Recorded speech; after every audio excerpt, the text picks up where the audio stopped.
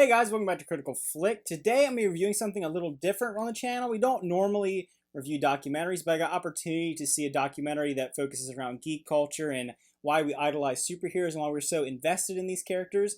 So I thought I'd take the opportunity to review it, and this is going to be my review of Geek and You Shall Find. So this documentary is mostly focusing around geek culture and how it came to be and why we are so interested in all these comic book characters and how it's become so ingrained into our culture and become basically the biggest form of entertainment right now. One of the things you may not actually know about me is I do collect comic books. I love movies. They're like my #1 passion, but I actually really do love comic books. It's something that I grew up collecting, me and my dad. I also actually worked for Diamond comic distributors. You may not know who they are, but if you are integrated into the comic world, you will know that they're one of the largest distributors of comic books in the world. And I got to work directly, with Marvel and DC and Image and Dark Horse. So I really love it. I thought the medium's really cool. I think it's something that people should never forget about.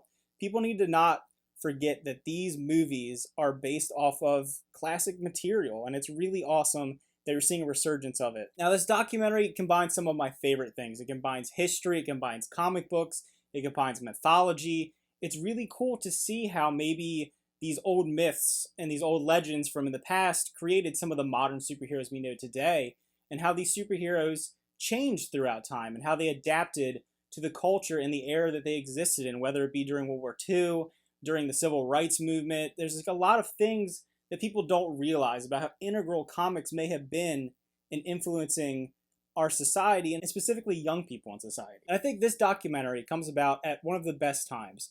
I feel like now that the market is so saturated with superheroes and pop culture and just basically everything that a nerd or a geek would love, I think it's great to see where it comes from, how it has some pretty humble beginnings, and how, while at the end of the day people may want to argue about whether they love DC or Marvel or superheroes or Star Wars or anything like that, that it's something that unites people. It's something that everyone is very passionate about. And at the end of the day, while you may have your differences about these characters and who you like more and what you think is good and what you think is bad, it's a shared passion for something that's very personal in a way that you may not realize how personal it is to you and to other people around you. And this documentary actually has some really good interviews with some of the legends in the industry. You have some interviews with Stan Lee before his passing, interviews with George R. R. Martin. It's really cool seeing these giants of comic books and fantasy talking about what made them interested and their influences. Hearing that, George R. R. Martin was influenced by what he was influenced by. Hearing about Stan Lee's life and how he was willing to take these risks to create these things because he thought that it was an important message. He thought that it was valuable to spread these stories and do it in a way that was really depthful and constructive. And it's really cool. It's really cool seeing how this all started because, you go to the movies and you see, Iron Man, you see all these characters, see Batman on the screen. It's so cool, but there's so much to them, so much history to these characters. And you kind of start to understand why people get so frenzied around it and how important it really is. I think this documentary does a really good job of showing how the average person is connected to these characters, how they project themselves onto them. Maybe they feel like, they're Batman, like they could be someone that could become something more than they are and fight for justice. And you see characters like Peter Parker and how he came onto the scene, and you see this young kid who, struggles. He doesn't have the best of abilities, and he comes in there and he gets these abilities and doesn't know how to handle them, doesn't know how to deal with them, and he kind of has a loss. And then towards the end of the documentary, when we're getting over the origins and the things that set up why superheroes are important, you're seeing how this geek culture can bring people together and how it can be a force for good.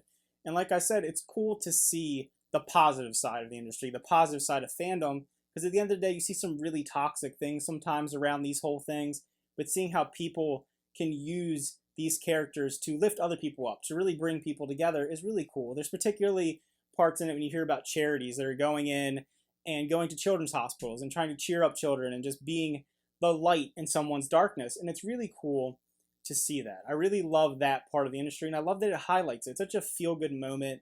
They also touch on inclusiveness and how you go to Comic-Cons and things like that.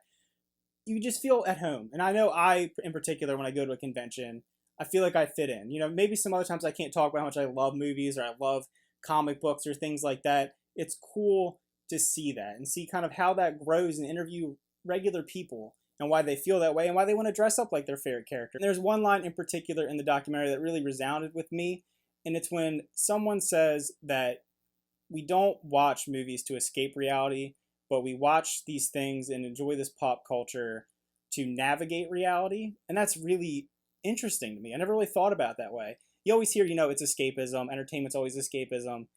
It's cool that you're watching it to understand the world around you, maybe learn lessons that have been passed down for who knows how long and just now being integrated into superhero culture. And also, me and Noel have been to tons of conventions. I love going to Comic Cons. I love going to different conventions.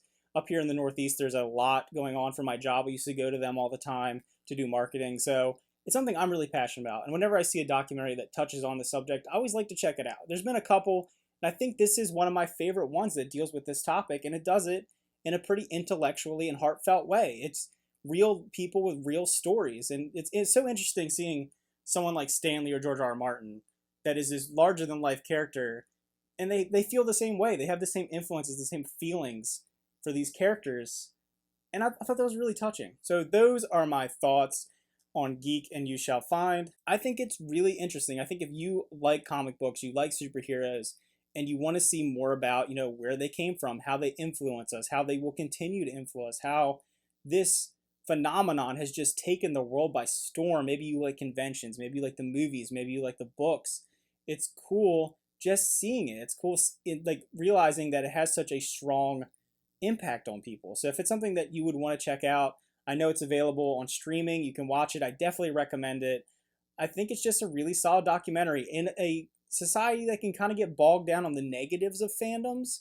It's awesome seeing the positive impacts and how it's grown and how it's become acceptable and pretty cool, honestly, in my opinion, to be a quote-unquote geek. All right, guys, thanks for watching. Remember to like and subscribe, and see you guys next time.